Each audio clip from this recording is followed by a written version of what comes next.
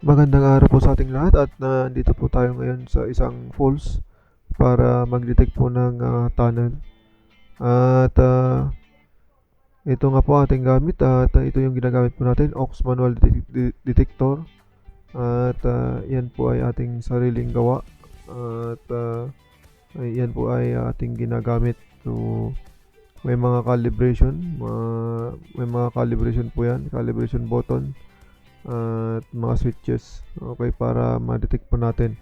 So matagal ko din pong nagawa ito at inobserbahan at maraming mga experiment para lang po maging maayos at matitiyak ko pong ah, ah, tataas po yung accuracy niya para sa pag-detect po ng mga tunnels man or decoy man yan or yung gold man yan o silver or ah, diamond.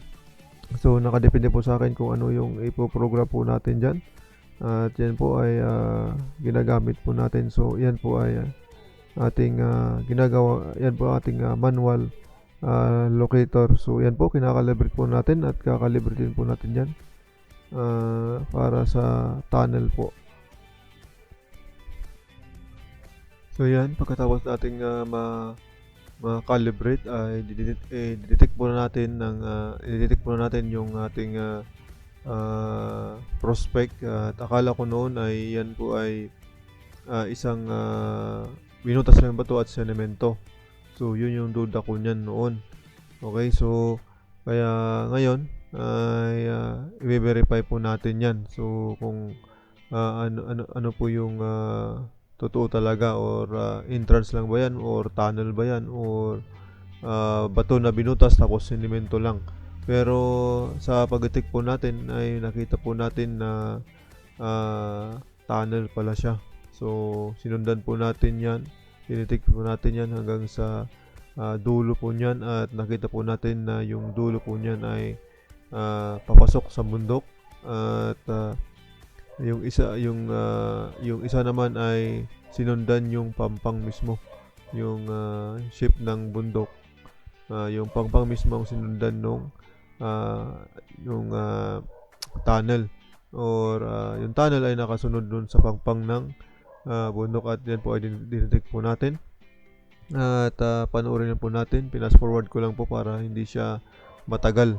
Okay, so at makikita po natin ang conclusion sa dulo po. Okay, so kung ano po yung itsura ng tunnel po diyan. So maraming salamat sa pagsubaybay at sa pagkitsagang panunood ng ating video. So maraming salamat, tuloy po natin at panoorin po natin. Tinuloy lang na po natin ang pag-detect at hinahanap po natin yung uh, dulo niyan. Pero sa paghanap natin ng dulo po niyan, bigla na lang nagulat ako kasi meron siyang nahagip na isa pang tunnel pala. So dalawa pala yung tunnel diyan na ibang ruta or kakunik na rin niya pero baka malamang ang isa diyan ay magkakonekta yan kaso lang ibang ruta po yung isang tunnel. So kumbaga possible na ibang ruta lang yung pinuntan yan, magkakonek yan pero hindi ko nakita yung dugtungan nung dalawang tunnel kasi papasok kasi sa bundok to eh. So malamang meron niyang dugtungan sa bundok. Okay, so ayan at yan po yung dinetect po natin na disgrasya lang po na nakita po natin yung isang tunnel pa po na kasama po niyan. So hindi lang natin ma-detect kung magkarugtong sila o hindi kasi papasok na po sila sa bundok na dalawa. So yan, ituloy lang po natin ang ating panonood.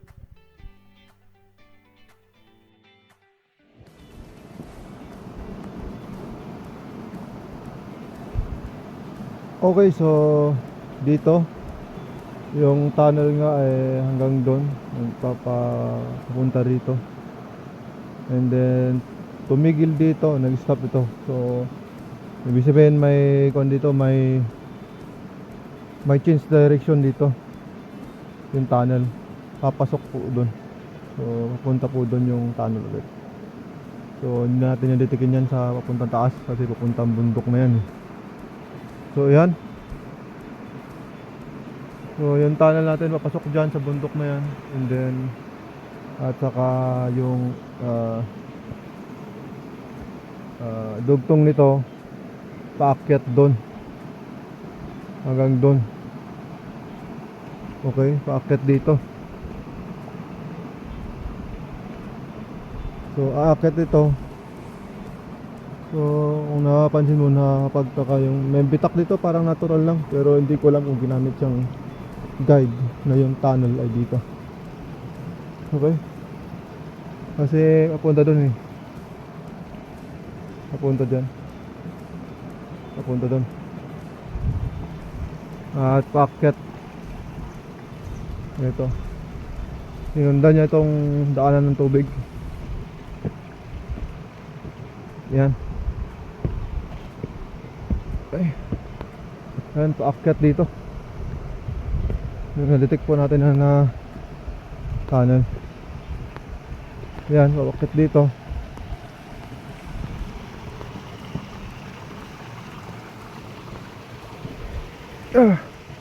Dito, hanggang dito, paakyat dito. Dito, paakyat doon. Hanggang doon.